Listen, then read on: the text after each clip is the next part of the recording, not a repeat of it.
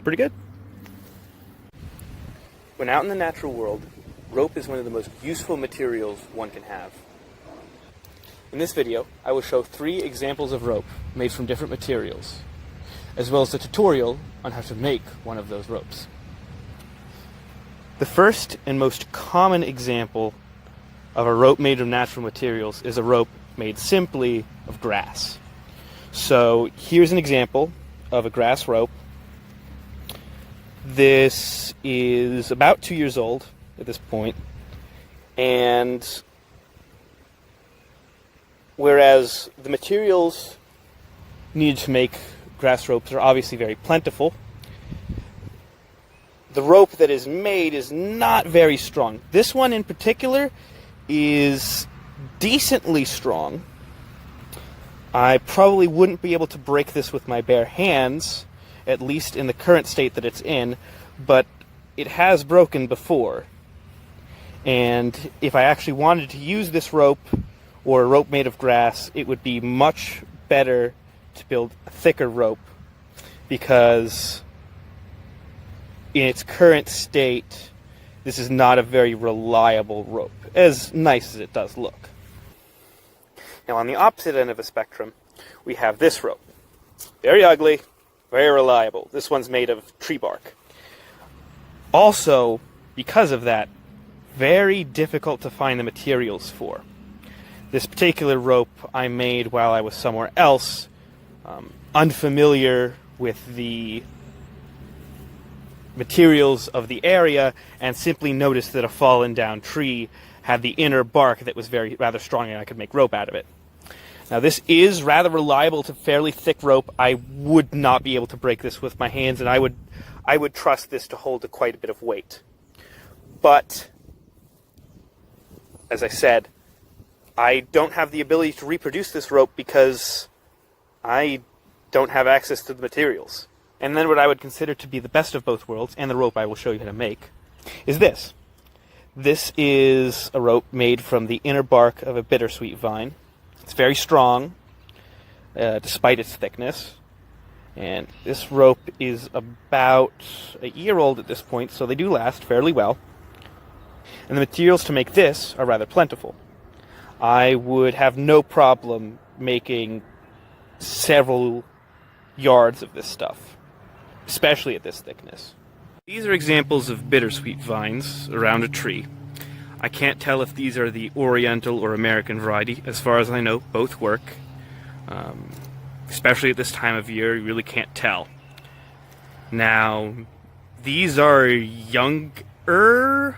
When they get to the point where their bark turns silver, they get very old, you really can't use them to make rope anymore. The inner bark simply just doesn't have the same properties.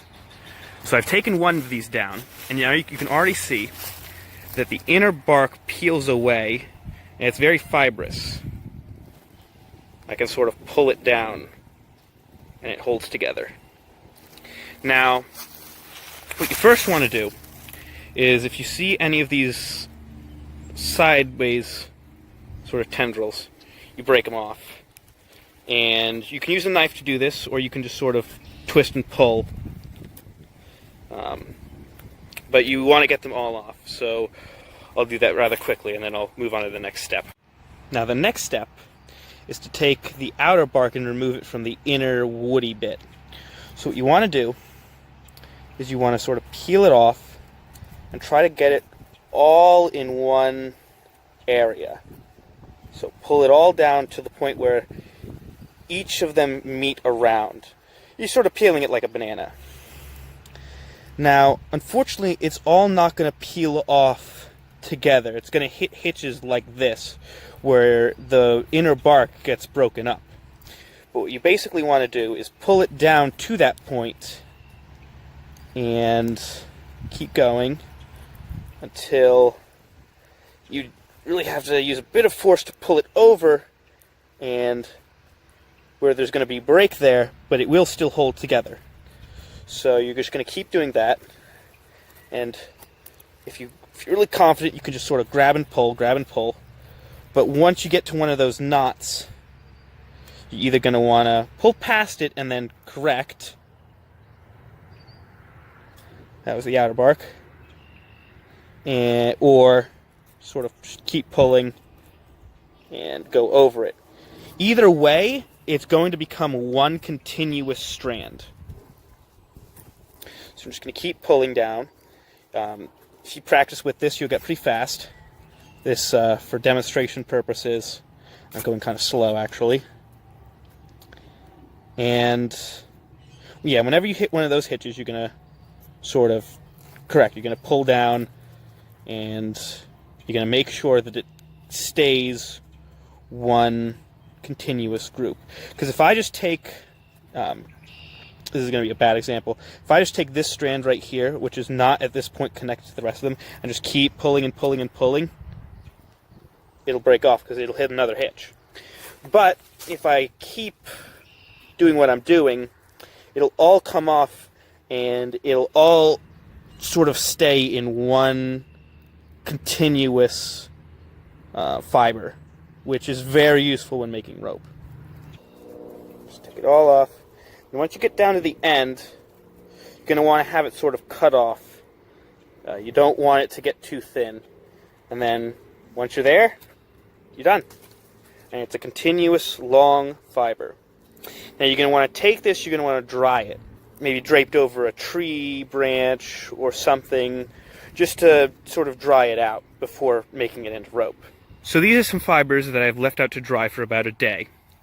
And they're right about ready to use for rope. As you can see, the outer bark is flaking and falling off. When we twist these into rope, it should break off without becoming very integrated into the rope. If you want to manually remove them, you can, but it's really not too big of a deal.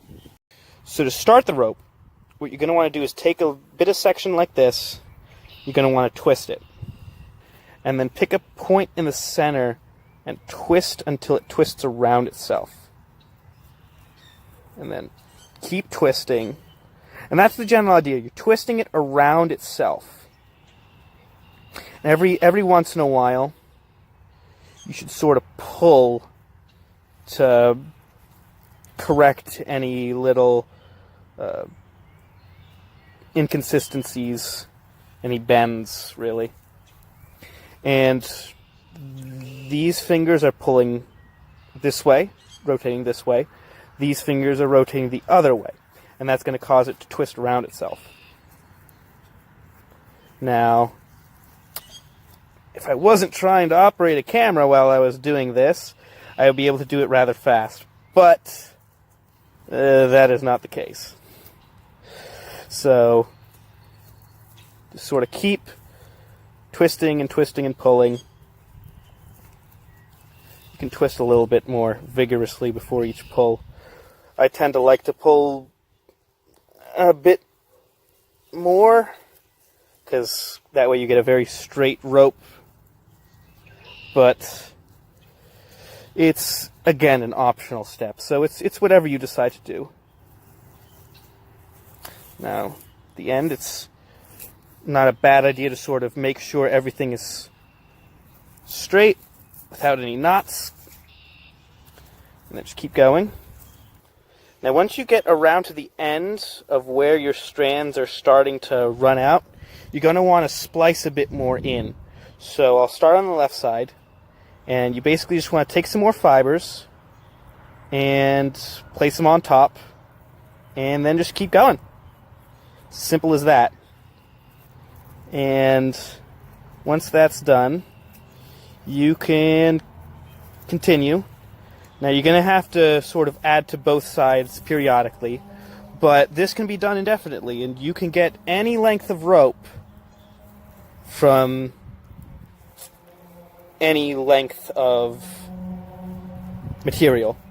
It pays to have longer material, which is why it's a good idea to spend the time to keep all of the outer bark in one piece when you're stripping the bittersweet vine.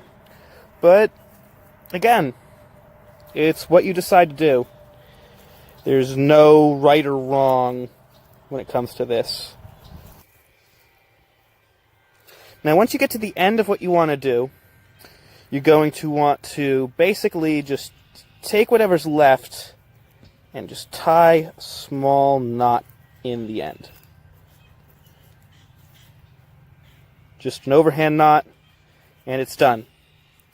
And if you want to take any of these fibers and sort of lop them off, sort of clean the rope up, that's, again, optional. But there's a rope. And, again, can't break it. So here's the rope we just made in comparison to the one from the beginning of the video. Over time, the green color will fade and turn to this more traditional tan. But other than that, they're functionally the same. So that's right about it. If you want to know more about this, you can look it up online or ask me in the comments below. And if you want to see me make, for instance, a larger rope or do something else, let me know. I'd be happy to. See ya.